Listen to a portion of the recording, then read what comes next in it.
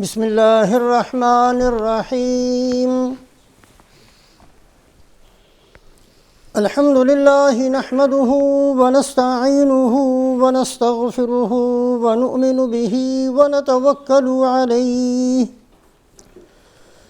ونعوذ باللہ من شرور انفسنا ومن سیئات اعمالنا من يهده الله فلا مضل له ومن يضلله فلن تجد له وليا مرشدا أما بعد فقال الله تبارك وتعالى أعوذ بالله من الشيطان الرجيم بسم الله الرحمن الرحيم ومن يشاقق الرسول من بعد ما تبين له الهدى ويتبع غير سبيل المؤمنين نوله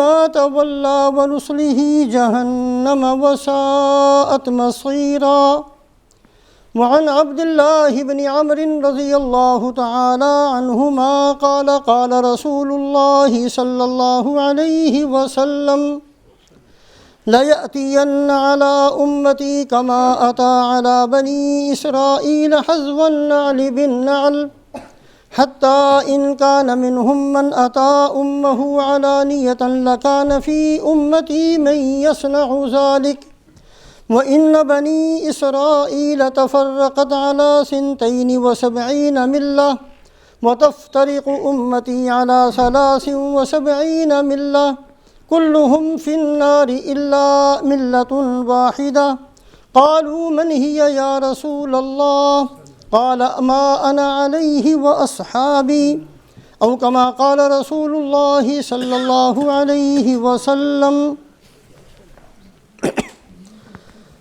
اللہ رب العزت نے 1,24,000 انبیاء علیہم الصلوات والتسلیمات میں سے صرف 25 حضرات کا نام قرآن پاک میں ذکر فرمایا، باقی تمام حضرات کا نہ نام ذکر کیا نہ ان کے حالات کو ذکر کیا۔ 25 ان حضرات کا نام ذکر فرمایا ہے جن کے واقعات میں اس امت کے لیے تعلیم و تربیت کا کوئی نہ کوئی سبق تھا، اور اللہ رب العزت نے سب سے زیادہ حضرت موسیٰ علیہ السلام کا ذکر قرآن پاک میں فرمایا۔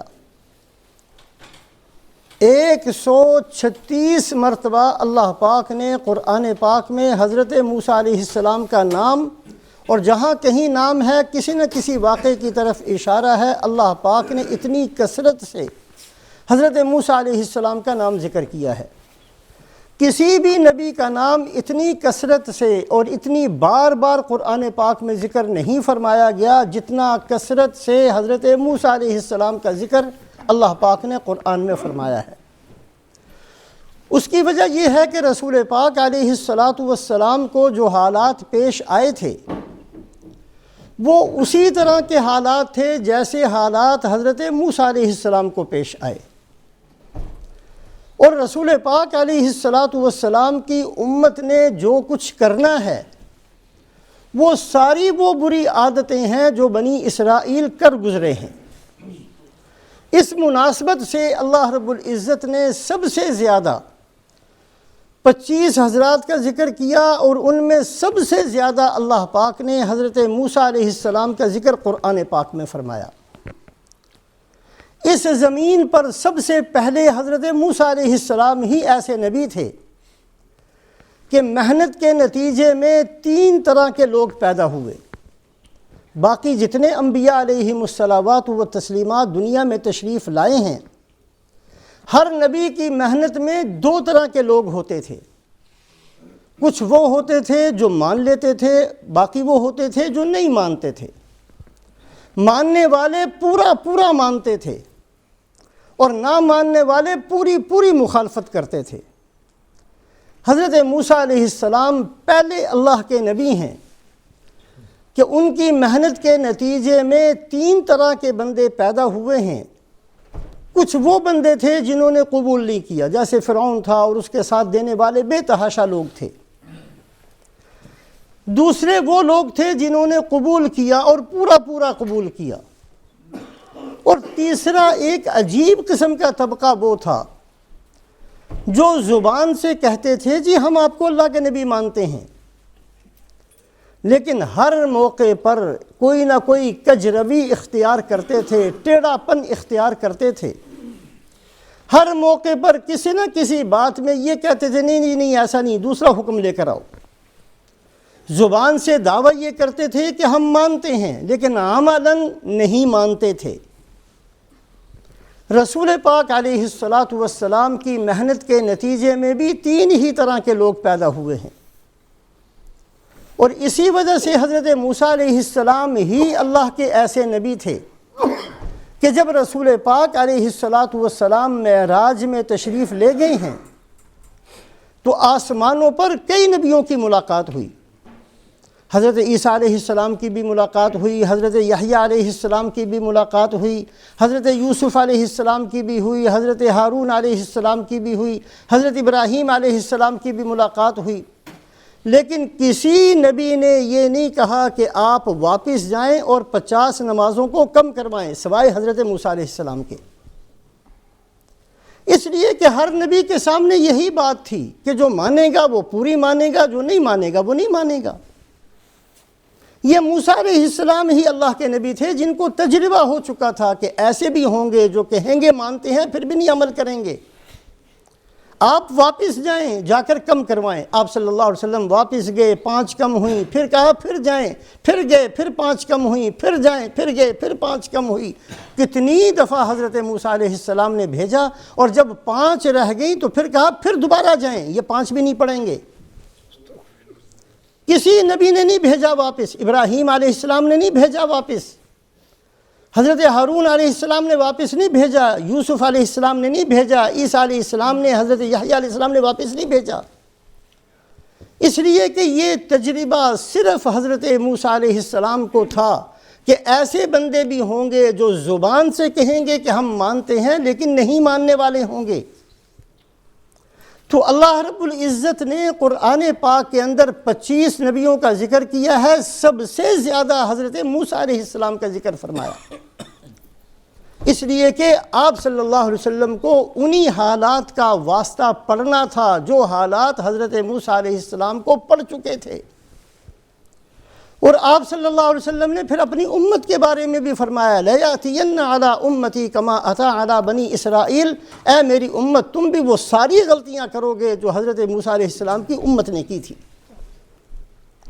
یہاں تک کہ اگر ان میں سے کوئی بدبخت، کوئی بے حیا ایسا تھا جس نے اپنی ماں سے بے حیائی کا کام کیا تو اس امت میں بھی ایسے بدبخت اور بے حیا پیدا ہو جائیں گے، اس لیے کہ سارے وہ کام کرنے ہیں جو بنی اسرائیل نے کیے۔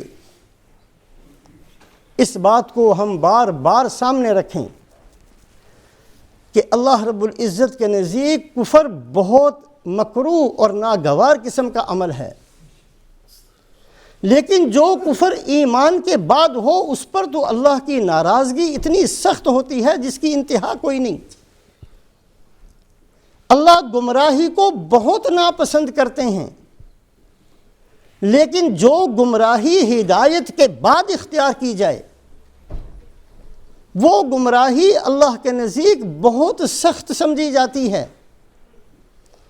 اللہ پاک ٹیڑھے دل کو بہت ناپسند کرتے ہیں، لیکن جو ٹیڑھا دل ایسا ہو جو پہلے ٹھیک تھا پھر ٹیڑھا ہو گیا، اس دل پر تو اللہ پاک نے فرمایا فی قلوبہم مرض فزادہم اللہ مرضا، ہم اس کی بیماری اور بڑھا دیں گے۔ فلما زاغوا ازاغ اللہ قلوبہم، یہ ٹیڑھے ہوں گے تو ہم ان کے دلوں کو اور زیادہ ٹیڑھا کر دیں گے۔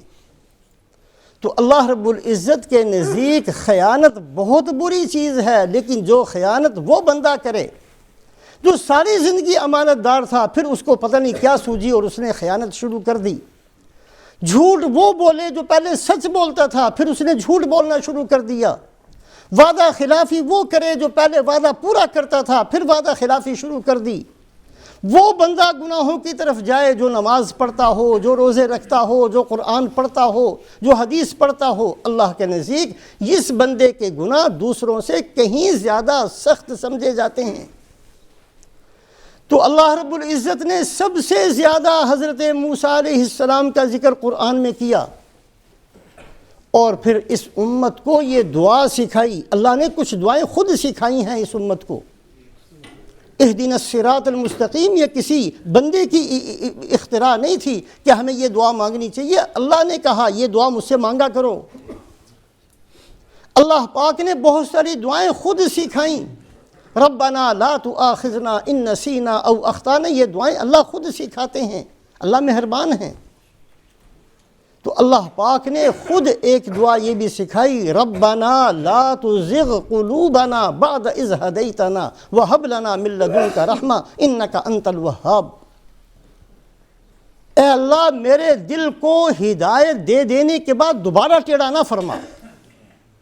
آپ نے فضل کیا، مجھے راستہ دکھا دیا، پھر کچھ ایسا نہ ہو جائے کہ میں خود ہی اس راستے کو چھوڑ دوں۔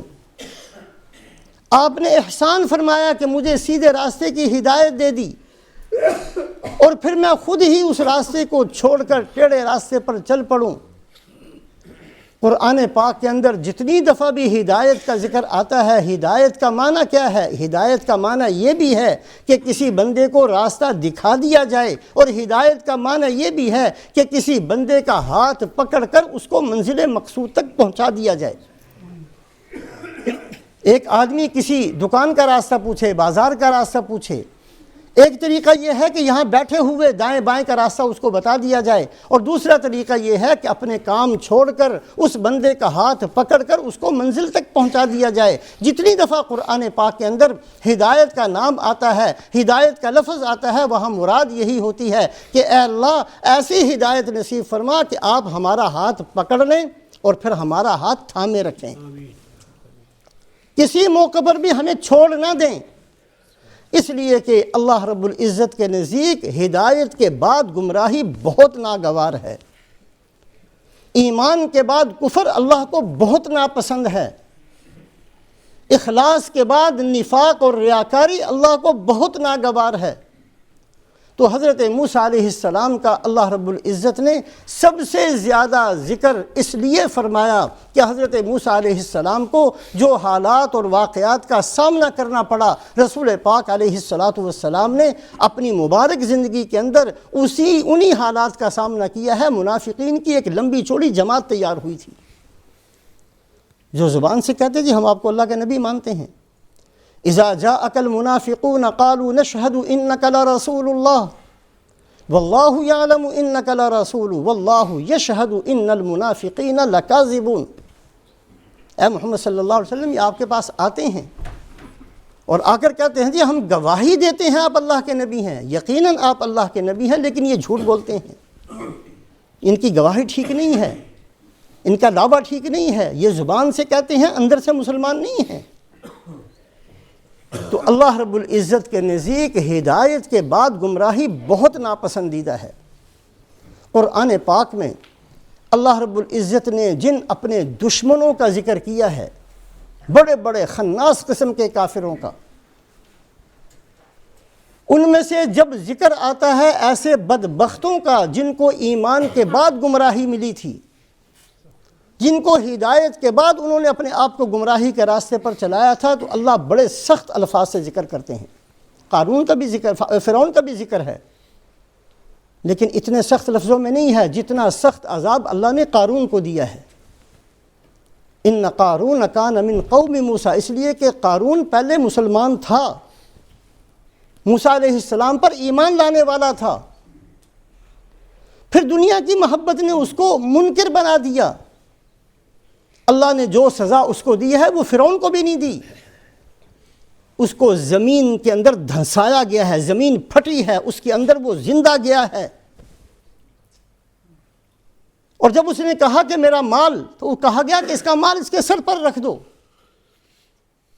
جس پر بھی عذاب آیا، موت آئی، ختم ہوا، قیامت والے دن فیصلہ ہوگا۔ لیکن قارون بدستور زمین میں دھنستا جا رہا ہے اور قیامت کے دن تک دھنستا رہے گا، وہ جاتا رہے گا نیچے۔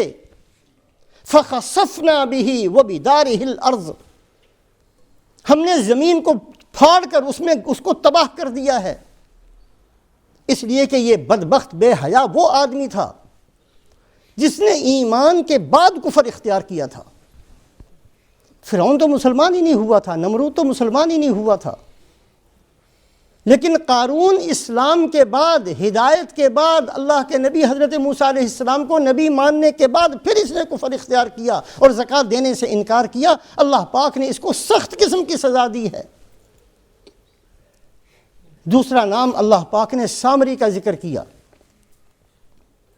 یہ سامری بھی بدبخت حضرت موسیٰ علیہ السلام پر ایمان لانے والوں میں تھا پہلے،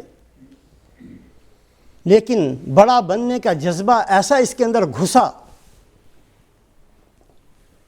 کہ قوم کو بچھڑے کی عبادت پر لگانے والا یہی بدبخت تھا۔ موسیٰ علیہ السلام تو کوہ طور پر تشریف لے گئے، اس نے پوری قوم کو بچھڑے کی عبادت میں لگا دیا۔ اللہ پاک نے کیا سزا دی؟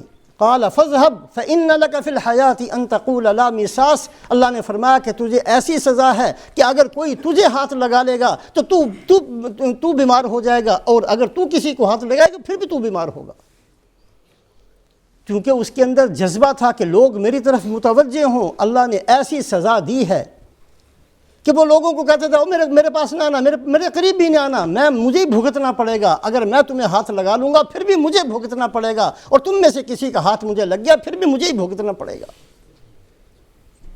اس لیے کہ اس بے حیا نے ہدایت کے بعد گمراہی کا راستہ اختیار کیا تھا۔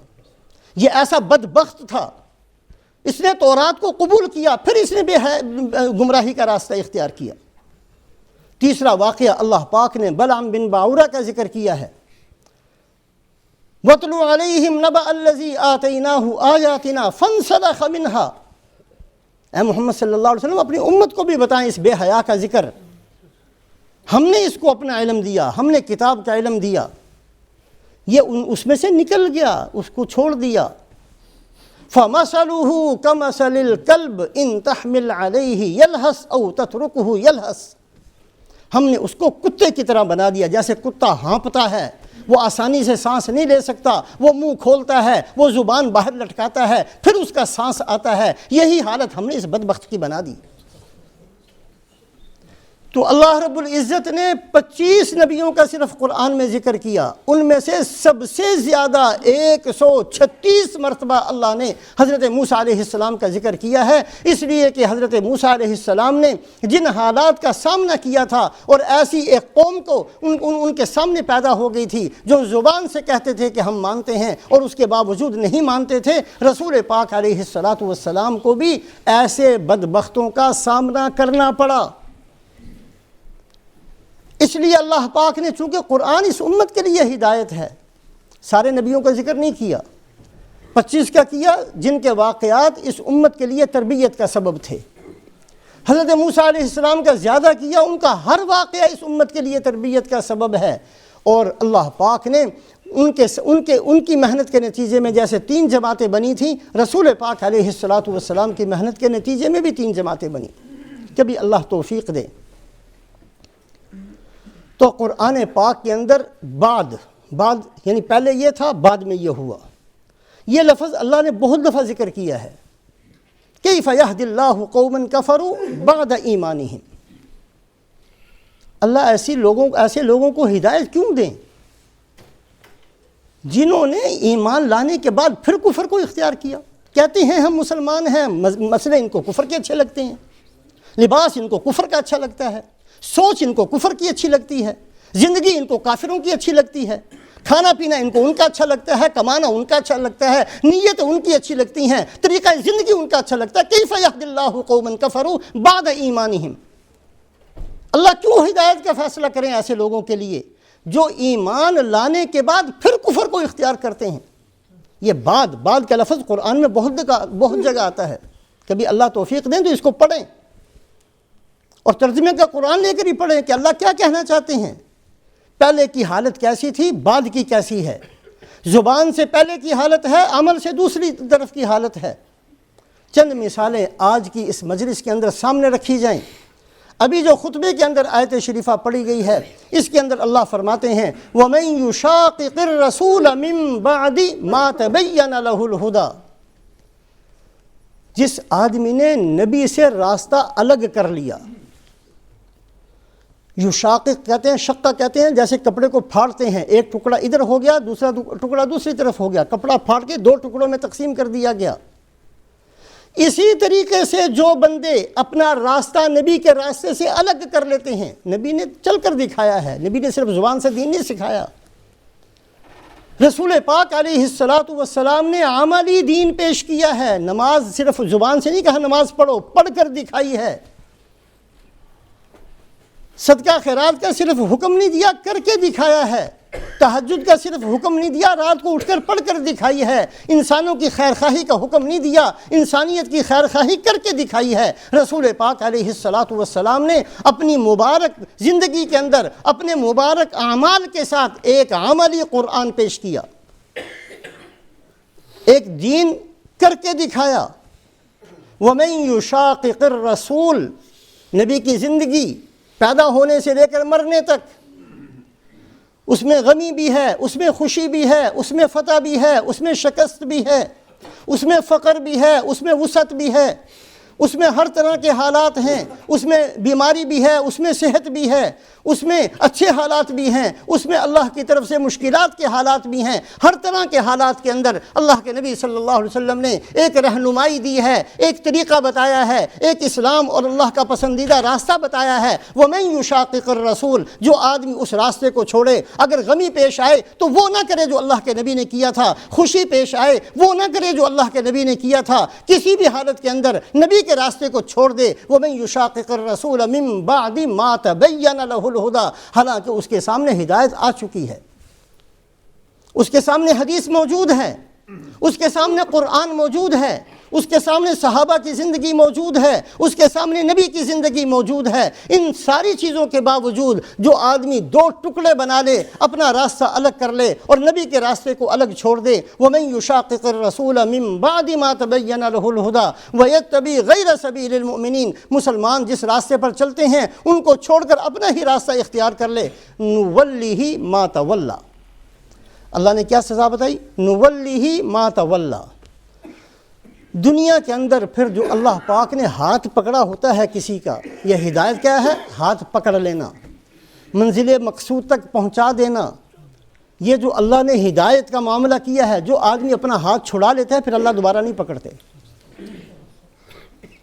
دوسرے راستے کو اختیار کرنا، یہ اپنا ہاتھ چھڑا لینا ہے اللہ سے.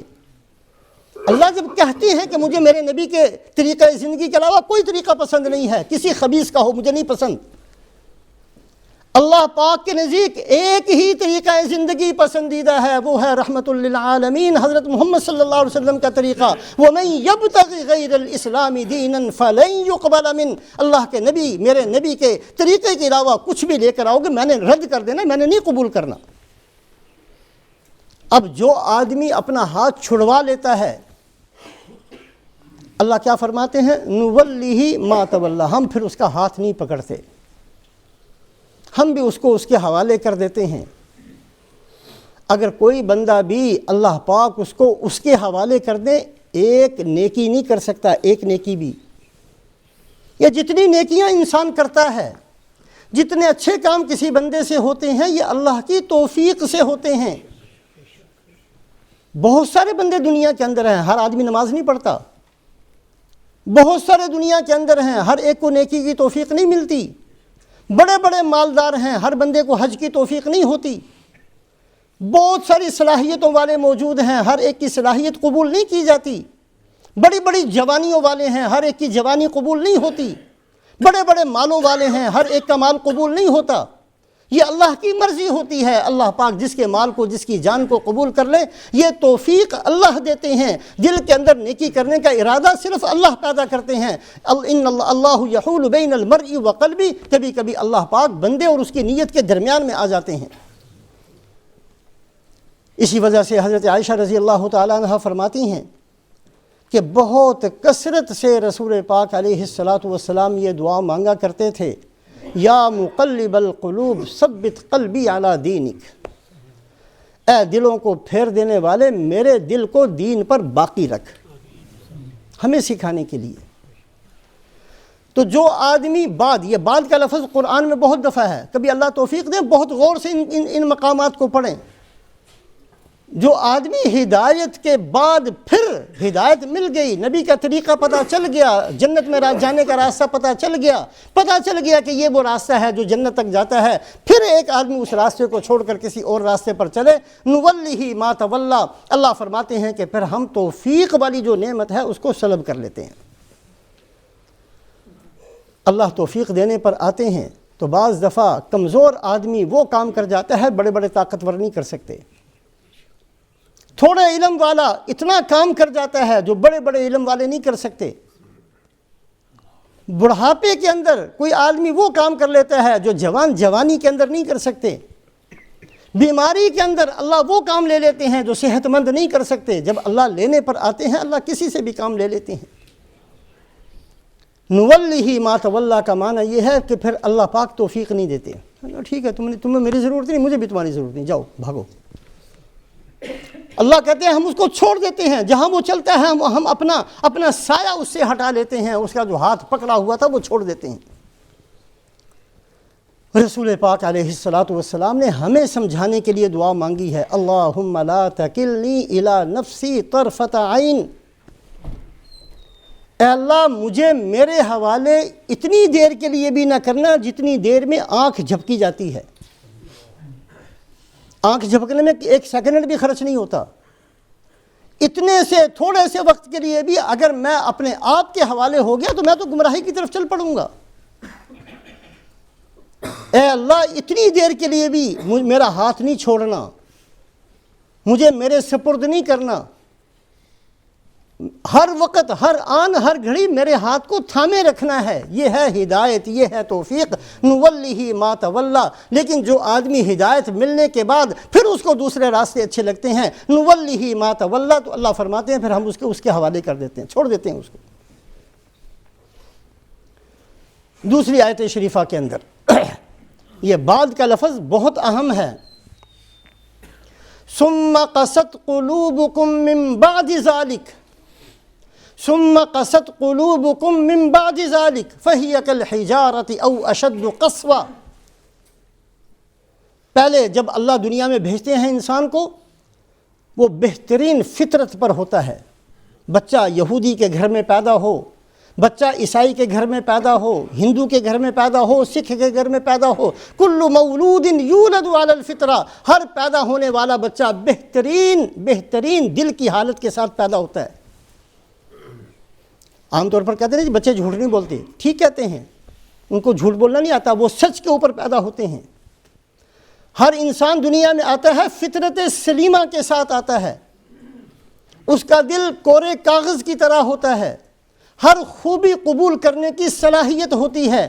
اس کو جھوٹ بولنا نہیں آتا، اس کو دھوکہ دینا نہیں آتا، اس کو ہیرا پھیری کرنا نہیں آتا، اس کو چوری کرنا نہیں آتا، اس کو فراڈ کرنا نہیں آتا، اس کو کچھ بھی دنیا کے جو گناہ ہیں ان میں سے کسی چیز سے وہ واقف نہیں ہوتا. فَأَبَوَاهُ يُهَوِّدَانِهِ وَيُنَصِّرَانِهِ وَيُمَجِّسَانِهِ. جب باپ کو دیکھے گا کہ جھوٹ بولتا ہے تو یہ بچہ جھوٹ بولنا سیکھے گا. جب باپ کو دیکھے گا کہ دھوکہ دیتا ہے تو یہ بچہ دھوکہ دینا سیکھے گا. جب باپ کو دیکھے گا کہ وہ دنیا کا بندہ بن کر جیتا ہے تو یہ دنیا کو سر پر رکھ کر جیے گا. جیسا ماں باپ کو دیکھے گا ویسے اس کی عادتیں ہوں گی، جیسا معاشرے کو دیکھے گا ویسے یہ بچہ بگڑے گا. پھر بگڑتے ثم قست قلوبکم من بعد ذلک، اللہ فرماتے ہیں ہم نے تمہیں اس دل کے ساتھ پیدا نہیں کیا تھا، پھر تمہارے دل سخت ہو جاتے ہیں، تم خود کرتے ہو.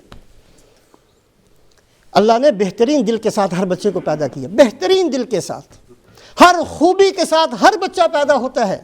یہودی کے گھر میں پیدا ہونے والا بھی مسلمان پیدا ہوتا ہے، عیسائی کے گھر میں پیدا ہونے والا بھی مسلمان پیدا ہوتا ہے. دنیا کے اندر جو بچہ خواہ بڑے سے بڑے ڈاکو اور چور کے گھر میں پیدا ہو، اس کو چوری کرنی نہیں آتی، اس کا باپ اس کو سکھاتا ہے. اور جب یہ بندہ پھر اسی راستے پر چلتا رہتا ہے، ثم قست قلوبکم، اللہ کہتے ہیں کہ پھر جب تم ہیرا پھیری نہیں چھوڑتے، پھر تمہارے دل سخت ہو گئے. فہی کالحجارۃ او اشد قسوہ، پتھر سے بھی زیادہ سخت. مفسرین فرماتے ہیں کہ اللہ نے یہاں لوہے کو نہیں کہا کہ لوہے سے زیادہ سخت. دیکھنے میں تو لوہا زیادہ سخت ہوتا ہے لیکن نہیں، اس لیے کہ آگ میں ڈالا جائے تو لوہا تو پگھل جائے گا، پتھر نہیں پگھلے گا. فَهِيَ كَالْحِجَارَةِ، تمہارے دل پھر اتنے سخت ہو جائیں گے جیسے پتھر ہوتا ہے۔ پورا قرآن سن لے گا یہ بندہ، کوئی اثر نہیں ہوگا۔ ہم سنتے ہیں رمضان میں، ہم میں سے ہر بندہ پورا قرآن سنتا ہے، ادھر سے سنا ادھر سے نکال دیا، اس لیے کہ ہماری نیتیں ہے ہی نہیں دین پر چلنے کی، ہم کرتے ہی نہیں ہیں ارادہ، ہم آنسو بہاتے ہی نہیں ہیں، ہم دعا مانگتے ہی نہیں ہیں، دل کے اندر خواہش ہی پیدا نہیں کرتے۔ اس وجہ سے اللہ پاک نے بڑی ڈھیل اور موقع دینا ہوتا ہے۔ اس کے بعد اللہ کی عادت شریفہ یہ ہے، نُوَلِّهِ مَا تَوَلَّى، اللہ اپنے حوالے کر، تمہارے نفسوں کے حوالے کر دیتے ہیں۔ ثُمَّ قَسَتْ قُلُوبُكُم مِّن بَعْدِ ذَلِكَ فَهِيَ كَالْحِجَارَةِ، پتھر سے زیادہ سخت دل ہو جاتے ہیں۔ یہ گناہوں کی وجہ سے ہوتے ہیں، یہ جان بوجھ کر پھر عمل نہ کرنے کی وجہ سے ہوتے ہیں، یہ غلطیوں کو سمجھنے کے باوجود پھر اختیار کرنے کی وجہ سے ہوتے ہیں۔ اللہ ہم سب کی حفاظت فرمائے، ان سے بچنے کا ارادہ کرنا چاہیے۔ تو قرآن پاک کے اندر بعد کے بعد، یہ جو بعد کا لفظ ہے یہ بہت جگہ اللہ پاک نے ذکر فرمایا۔ ایک اور جگہ اللہ فرماتے ہیں، الذین ینقضون عہد اللہ من بعد میثاقہ وَيَقْطَعُونَ مَا أَمَرَ اللَّهُ بِهِ أَن يُوصَلَ وَيُفْسِدُونَ فِي الْأَرْضِ أُولَٰئِكَ لَهُمُ اللَّعْنَةُ وَلَهُمْ سُوءُ الدَّارِ۔ جو بندے وعدہ کرنے کے بعد وعدہ توڑتے ہیں، معاہدہ کرنے کے بعد معاہدہ توڑتے ہیں، معاہدہ کرتے وقت کیا ثابت کیا کہ اللہ کا نام ہے بیچ میں اس کی پابندی کروں گا۔ وعدہ کرتے ہوئے کیا تاثر دیتے ہیں کہ میں اس کو پورا کروں گا، لیکن بعد میں اس کو توڑ دیتے ہیں۔ وعدوں کو پورا کرنا، رسول پاک علیہ الصلوۃ فرماتے ہیں العدۃ دین، جیسے قرض ہوتا ہے، ایک آدمی نے دوسرے کا قرض دینا ہے تو اس کو واپس کرنا ضروری ہے، اسی طریقے سے اگر کوئی بندہ کسی سے وعدہ کر لے اس کو پورا کرنا بھی ضروری ہے۔ رسول پاک علیہ الصلوۃ حجۃ الوداع کے سفر میں جب تشریف لائے ہیں، بڑا اہم قسم کا سفر تھا، سارے صحابہ ساتھ ہیں، ساری ازواج مطہرات ساتھ ہیں۔ ازواج مطہرات ساری کی ساری کسی موقع پر بھی ساتھ نہیں تھی، صرف حجۃ الوداع کے سفر میں ساتھ تھیں۔ مدینہ سے روانہ ہوئے، مکہ پہنچے نہیں، درمیان کے اندر یہ سورۃ شریفہ نازل ہوئی، سورہ مائدہ، یا ایھا الذین آمنوا اوفوا بالعقود، اے ایمان والو وعدوں کو پورا کرنا، معاہدوں کی پاسداری کرنا۔ اتنی اہم صورت ہے کہ بالکل آخر کے اندر اللہ پاک نے نازل فرمائی، یہ بتانے کے لیے کہ اگر پورا دین بچے گا تو ان چیزوں پر عمل کرنے کی وجہ سے بچے گا۔ سورہ مائدہ کی پہلی آیت شروع یہاں سے ہوتی ہے، یا ایھا الذین آمنوا اوفوا بالعقود، اور تیسری آیت شریفہ عرفات کے میدان میں نازل ہوئی جس میں فرمایا الیوم اکملت لکم دینکم واتممت علیکم نعمتی ورضیت لکم الاسلام دینا۔ وہ تیسری آیت ہے جہاں اللہ نے دین کو مکمل کر دیا۔ وعدوں کو پورا کرو۔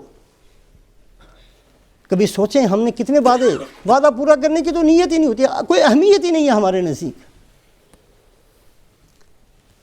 فرمایا کہ جو لوگ وعدوں کو توڑتے ہیں، رشتہ داریوں کو توڑتے ہیں، اولئک لہم اللعنہ، اللہ فرماتے ہیں میری لعنت ہو ان پر، ولہم سوء الدار، سوء الدار، اور ان کے لیے آخرت بہت برا ٹھکانہ ہے۔ یہ سوء الدار کا لفظ صرف 2 جگہ اللہ نے قرآن میں ذکر کیا، ایک اس موقع پر اور ایک اس موقع پر جہاں اللہ فرماتے ہیں انا لننصر رسلنا والذین آمنوا فی الحیات الدنیا ویوم یقوم الاشہاد یوم لا ينفع الظالمین معذرتهم ولہم اللعنۃ ولہم سوء الدار۔ قیامت والے دن اللہ فرماتے ہیں کہ جیسے ہم نے اپنے نبی کی مدد دنیا کے اندر کی تھی، ہم قیامت والے دن بھی اپنے نبی کی اور ان کا ساتھ دینے والوں کو اسی طریقے سے اٹھائیں گے۔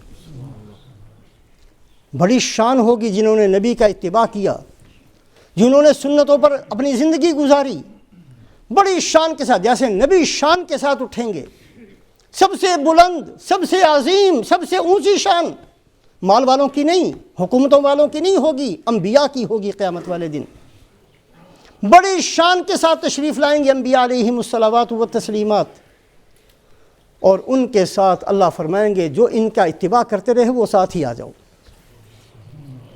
انبیاء کے ساتھ جن کا حشر ہوگا ان کی شان میں کیا کمی ہوگی کیسی بلند شان ہوگی۔ اللہ فرماتے ہیں جیسے قیامت والے دن انبیاء کے ساتھیوں کی شان ہوگی، یہ بھی سن لو، یہ اس دن جن لوگوں نے یہ وعدے توڑے تھے اور جن لوگوں نے ظلم کی ساتھ زندگی گزاری تھی، ان کو ہم کہیں گے جاؤ تمہارا یہ ٹھکانہ نہیں، تم دوسری طرف جاؤ، وَلَهُمْ سُوءُ الدَّارِ۔ تو یہ بعد کا لفظ قرآن میں سب سے زیادہ حضرت موسیٰ علیہ السلام کا ذکر کیوں ہے؟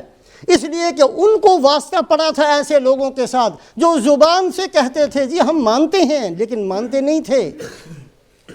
جب کہا کہ آؤ میرے ساتھ، اذهب انت وربك فقاتلا انا هاهنا قاعدون، آپ چلے جائیں، اللہ کو لے جائیں ساتھ، ہم یہاں بیٹھے ہیں۔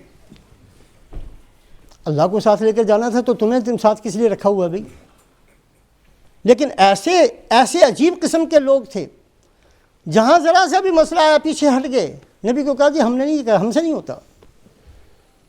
یہ زبان سے دعویٰ کہ ہم ماننے والے ہیں اور عمل سے اس بات کا اظہار کہ ہمیں کچھ نہیں ماننا، یہ واسطہ ایسی جماعت سے واسطہ رسول پاک علیہ السلام کو بھی ہوا۔ اس لیے سب سے زیادہ موسیٰ علیہ السلام کا ذکر فرمایا، اور اللہ ہماری حفاظت فرمائے کہ ہمارا حشر ان میں نہ ہو۔ زبان سے دعویٰ جی ہم قرآن کو مانتے ہیں، یہ قرآن میں تو ہے کہ سود نہ کھاؤ، ہم کھاتے چلے جا رہے ہیں، قرآن میں ہے جھوٹ نہ بولو، ہم بولتے چلے جا رہے ہیں، قرآن میں ہے دھوکہ نہ دو، ہم دیتے چلے جا رہے ہیں۔ پھر قرآن کو ماننا کیسا ماننا ہوا؟ یہ ہم حدیث کو مانتے ہیں جی مانتے ہیں، عمل ایک بھی نہیں ہے سنت کے مطابق، کہ یہ کیسا ماننا ہوا؟ رسول پاک علیہ السلام تبوک میں تشریف لے گئے۔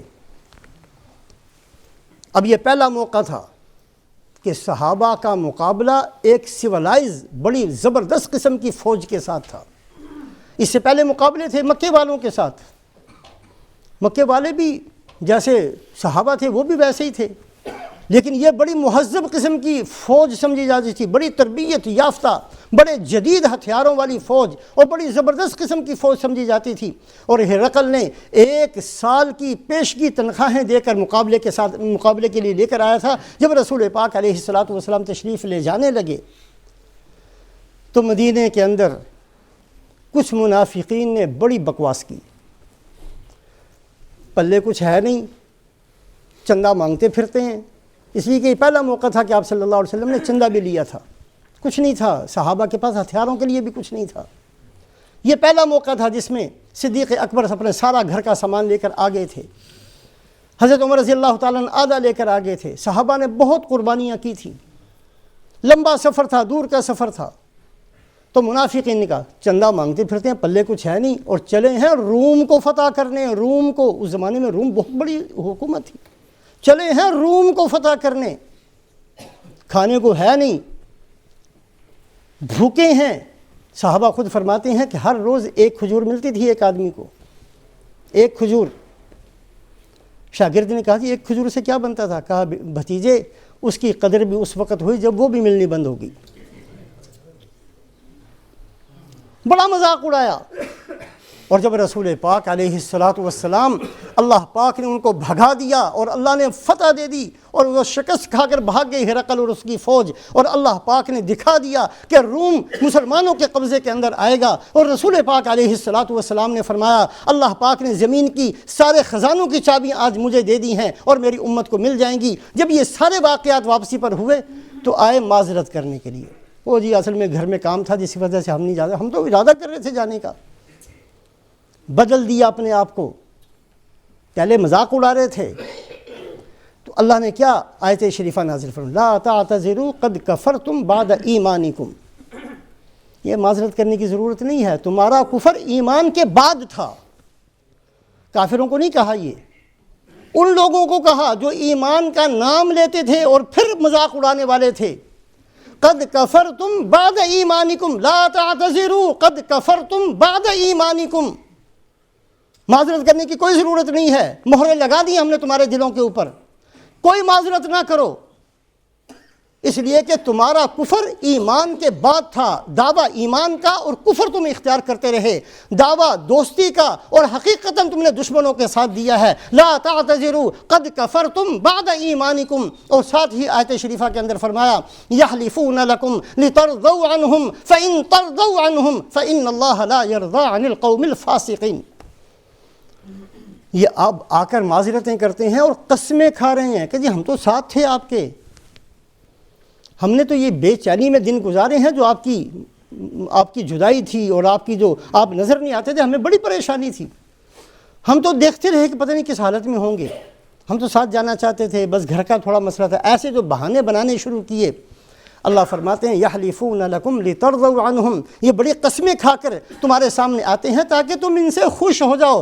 یاد رکھو اے صحابہ، اگر تم ان سے راضی ہو بھی گئے، اور اللہ کے نبی صلی اللہ علیہ وسلم نے مصلحت کی بنیاد پر یہ کہہ بھی دیا کہ ٹھیک ہے جاؤ میں تمہیں معاف کرتا ہوں، فإن اللہ لا يرضى عن القوم الفاسقین، اللہ پھر بھی ان سے راضی نہیں، اللہ پھر بھی ان سے راضی نہیں. استغفر لهم او لا تستغفر لهم ان تستغفر لهم 70 مرة فلن يغفر الله لهم. اے محمد صلی اللہ علیہ وسلم، ان کا عمل اتنا زیادہ قابل نفرت ہے کہ اگر آپ بھی ان کے لیے استغفار کریں گے تو ہم نے نہیں بخشنا ان کو.